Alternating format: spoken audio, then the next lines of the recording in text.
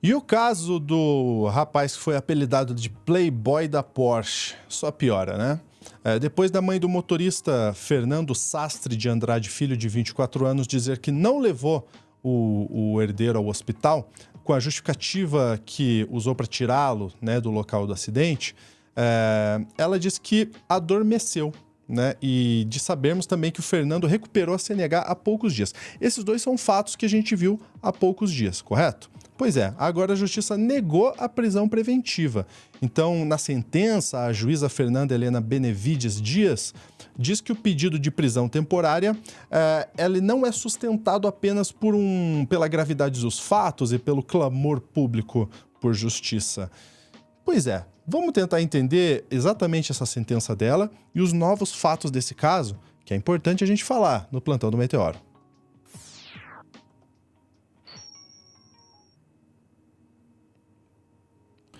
Vamos lá, Dai Oliveira na tela. Dai, seja bem-vinda novamente ao Plantão do Meteoro. Então a gente tem uma primeira sentença que negou a prisão preventiva. E a gente tem também o que a gente começa a ver novos fatos aí do que aconteceu naquela noite. O que a gente pode trazer para o pessoal? Isso, né, partindo de um ponto ali, vai de que as pessoas não estejam assistindo nenhum noticiário nos últimos dias, né? Então, bem do comecinho, um rapaz de 24 anos dirigindo um carro de luxo, a Porsche que ele dirigia estava avaliada em cerca ali de 1 milhão e 200 mil. É um carro de altíssima performance, estava em alta velocidade, e isso já é comprovado pela Polícia Civil, a partir de imagens que foram adquiridas, né, do momento do acidente, porque ele trafegava numa via de 50 quilômetros e ele estava pelo menos a cerca de 130 quilômetros ali naquela via. Uau.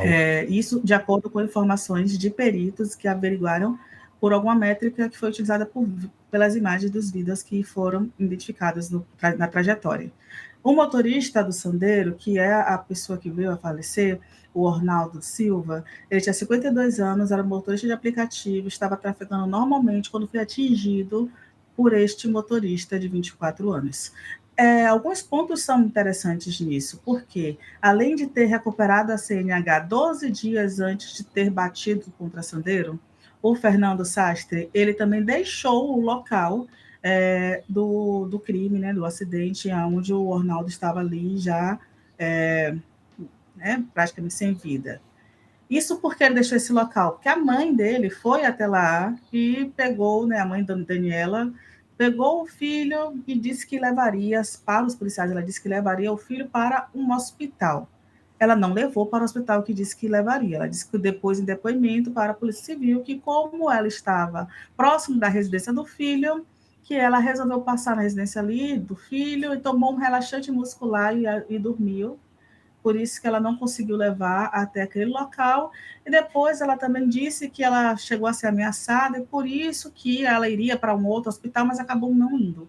Gostaria muito de saber o nome do relaxante muscular da Daniela. Já pedi aqui, por favor, gente, manda o nome do relaxante muscular, porque eu gostaria muito de saber como é que você toma um relaxante muscular após ver seu filho envolvido no acidente e dorme desse jeito, né? Minha médica não está acertando ali na dosagem do meu remédio para dormir, não. Então, vamos lá.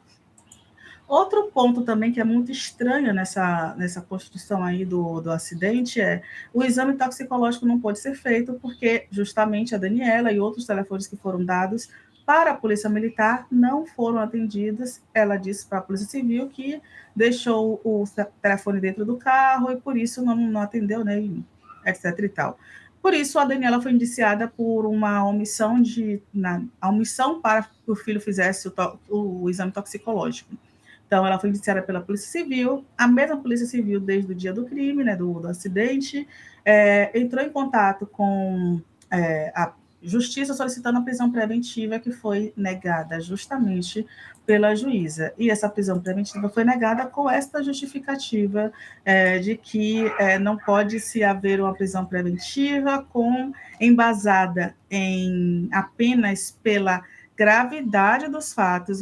Vamos só falar uma coisa: gravidade dos fatos e pelo clamor público por justiça. A decisão foi da juíza Fernanda Helena Benevides Dias, para a recusa dessa prisão preventiva solicitada pela Polícia Civil. A gente traz uma matéria aqui que faz um apunhado disso, mas também que traz uma imagem recente. Por quê? Porque o Fernando Sastre, antes do acidente, ele estava numa casa de pôquer, ali uma casa de apostas, e a imagem ela mostra justamente ele saindo desta casa.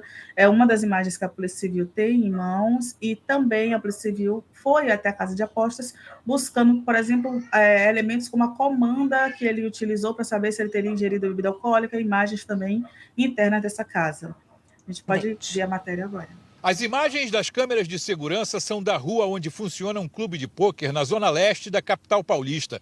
Elas mostram que às 2h13 da manhã, Fernando Sastre Filho sai do local em direção ao carro estacionado do outro lado da rua. Ele está acompanhado de uma jovem. O casal parece discutir. Marcos Vinícius Rocha e outra moça se aproximam. Depois de alguns minutos, Fernando entra no carro. Marcos Vinícius e as jovens continuam na rua, até que o rapaz também entra no carro de luxo, enquanto as jovens entram num outro veículo estacionado atrás. Às 2h21, o carro dirigido por Fernando sai, acompanhado do outro veículo. Esta outra câmera mostra o deslocamento dos dois carros. Minutos depois, o acidente acontece. Hoje, policiais da delegacia que investiga a morte do motorista de aplicativo Ornaldo Viana apreenderam HDs do clube de pôquer. A expectativa é de que as gravações do interior da casa noturna mostrem a movimentação de Fernando Sastre Filho. Os policiais também estiveram no hospital onde está internado Marcos Vinícius Rocha, que viajava de carona com Fernando. O rapaz passou por uma cirurgia, está na UTI e deve ser ouvido assim que tiver alta. Em depoimento, testemunhas do acidente que pararam para prestar socorro afirmaram que logo depois da batida, as moças que estavam na casa de pôquer tentaram levar embora os dois ocupantes do carro de luxo. Uma das testemunhas afirma que isso só não aconteceu porque pessoas que estavam no local impediram. Neste depoimento, esta testemunha também afirma que Fernando apresentava sinais de embriaguez. Outra testemunha disse à polícia que tentou abrir a porta do carro do motorista de aplicativo, mas não conseguiu. Que Ornaldo aparentava estar inconsciente e respirava com dificuldade. O jornalismo da Record também conseguiu contato com a pessoa suspeita de ameaçar Daniela Medeiros Andrade, mãe de Fernando. Para a polícia, Daniela contou que por causa das supostas ameaças, ela não foi ao hospital com o filho. A pessoa acusada nega. Não ameacei ninguém, não falei nada. Ele diz que enviou uma foto e essa mensagem para Fernando. Já estava demorando. Já já você e a responsável da sua mãe vão pagar por isso. Ele também diz que na tarde de sábado viu o rapaz bebendo cerveja no bairro. Eu estava com uma garrafinha de... Estava bebendo, mas foi bem mais cedo. Foi por volta das 14 horas. A advogada de Fernando disse que o cliente dela está passando por um linchamento virtual. Ninguém sai de casa ou ninguém sai de uma balada, de uma festa, quer que seja, ou de um jogo, para matar alguém, né? Então, esse linchamento que está acontecendo em cima do meu cliente só está prejudicando o caso. A Secretaria da Segurança Pública informou que os policiais que atenderam a ocorrência ainda vão ser ouvidos. Bom, a advogada de defesa, claro, está fazendo o trabalho dela, mas eu discordo quando ela fala esse tipo de coisa, quando a gente vê a velocidade que estava o carro, né? Quando a gente consegue ver as imagens, a violência da batida, né? Mas é só a minha opinião.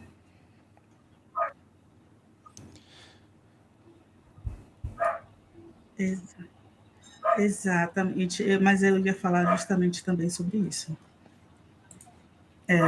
Quando você vai fazer uma defesa e tudo bem sem fazer sua defesa, você não pode deixar de lado, por exemplo, uma coisa chamada sensibilidade. De um outro lado, tem uma família lutada, de um trabalhador que saiu realmente para fazer o seu ofício ali, e não voltou para casa, ele não voltou para sua família, e pelas informações que a Polícia Civil passa, são informações, e também informações que estão sendo coletadas pela imprensa, o rapaz, né, ele tinha perdido a CNH recentemente, foi no ano passado, e recuperou, ficou mais de 150 dias sem a CNH, recuperou recentemente, ou seja, você já tinha ali multas suficientes para perder a sua CNH, e foi o que aconteceu.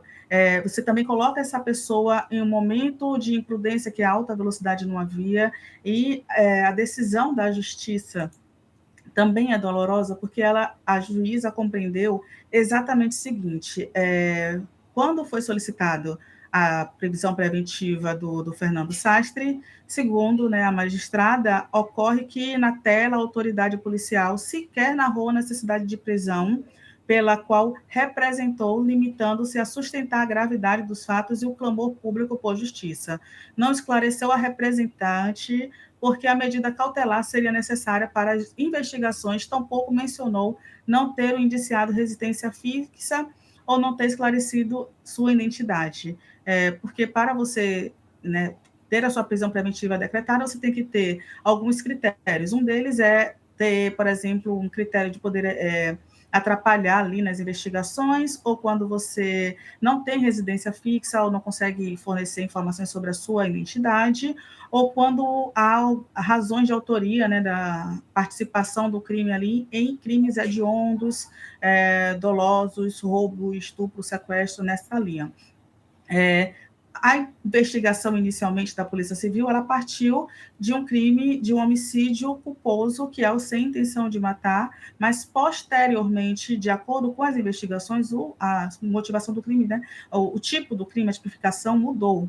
Então, agora a Polícia Civil trabalha com homicídio doloso, ou seja, agora a Polícia Civil, né, solicitando a prisão preventiva e justificando o embasamento com uma fuga do local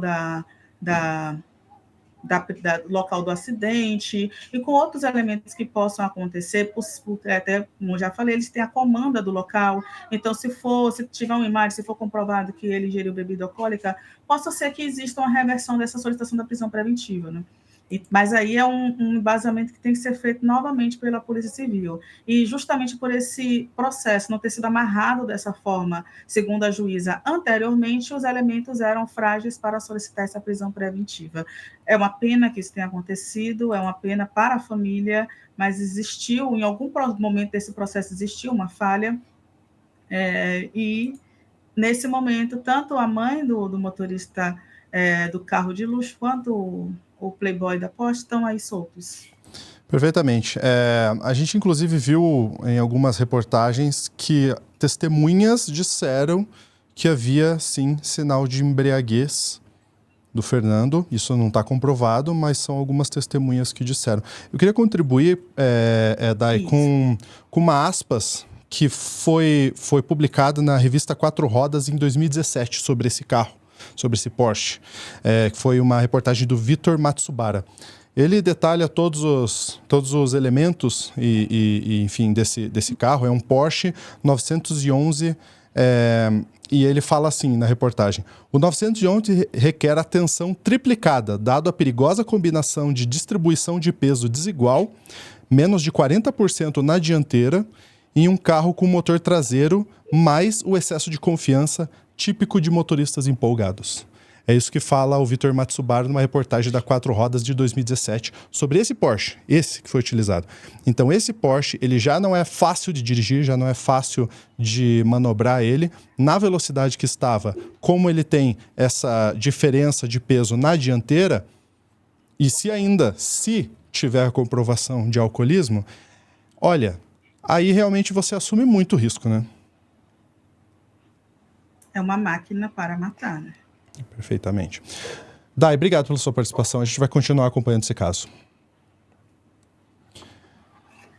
A gente fica por aqui. Você comenta pra gente aí, por gentileza, nesse vídeo. Deixa o seu like e a sua inscrição. Um grande abraço. Até a próxima.